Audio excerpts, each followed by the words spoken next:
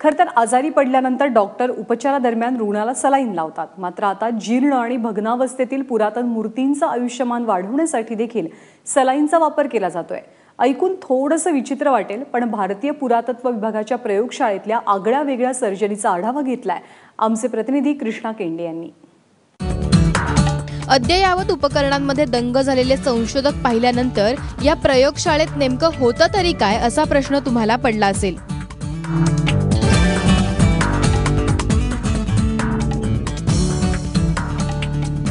तर ही आहे भारतातल्या पुरातन वास्तूंचं आयुष्यमान वाढवणारी प्रयोगशाळा.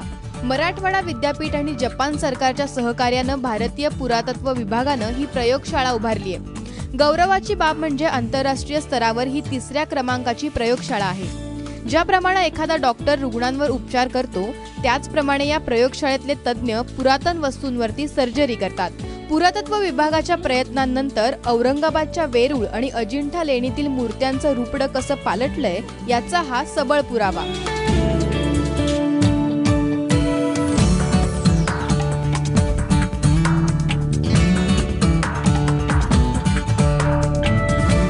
आम्ही जे काम करतोय प्रिझर्वेशनचं जे काम करतो या लॅबमध्ये, तर अजिंठा लेणी आहे, वेरूळ लेणीमध्ये पेंटिंगचं प्रिझर्वेशनचं जे काम करतो त्याच्यामध्ये आम्ही प्लास्टरला स्ट्रेंथ आणतो आणि ओरिजिनल जे आहे त्याला आम्ही वाचवण्याचा प्रयत्न करतोय. तर त्यासाठी आम्ही फिलेटिंग हे वर्क घेतलेलं आहे. त्या फिलेटिंगमध्ये जे एन्सेंट मेड प्लास्टर है ते बनवण्याचा आम्ही इथे प्रयत्न करतो. पूरे इंडिया भर से मोनूमेंट से काफ़ी सैंपल्स आते हैं. जैसे अभी नालंदा का भी था, नालंदा को भी वर्ल्ड हेरिटेज स्टेटस देना था, तो उसके भी सैंपल हम लोग ने यहीं से एनालिसिस करके भेजे हैं पूरे.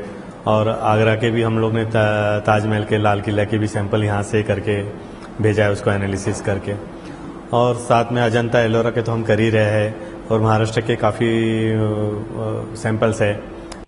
दरम्यान पुरातन मूर्तींच्या संवर्धनासाठी नेमकी कोणती रासायनिक प्रक्रिया केली जाते हे प्रयोगशाळेतील तज्ज्ञांकडूनच थोडक्यात जाणून घेऊयात. एक कंजर्वेशन का बेसिक प्रिंसिपल है कि हम जो भी मटेरियल यूज करें वो पुराना जो मटेरियल है उसी का कंपेटेबल होना चाहिए, उसी का जैसा होना चाहिए. तो उसलिए हमने अपने लैबोरेटरी रिसर्च के आधार पे एक खुद का प्लास्टर बनाया है. स्टोन स्ट्रेंथनर उसको पिलाना पड़ता है, तो ड्रॉप बाय ड्रॉप पिलाने के लिए वो जैसे हॉस्पिटल्स में वो सलाइन वो करते हैं, तो हम ड्रिप मेथड से उसको जितनी ज़्यादा अंदर तक वो हमारा जो स्टोन स्ट्रेंथनर है वो जाएगा तो उतने अंदर तक स्टोन को स्ट्रेंथ देगा. तो इसलिए वो कभी कभी वो भी मेथड हम लोगों को यूज़ करना पड़ता है. आग्र्याचा ताजमहल असो वा दिल्लीचा लाल किल्ला, अजिंठा वेरूळच्या लेण्या असो किंवा मध्य प्रदेशातील खजुराहो, भारताच्या वैविध्यपूर्ण संस्कृतीचा वारसा या पुरातन वास्तूंनीच जपलाय.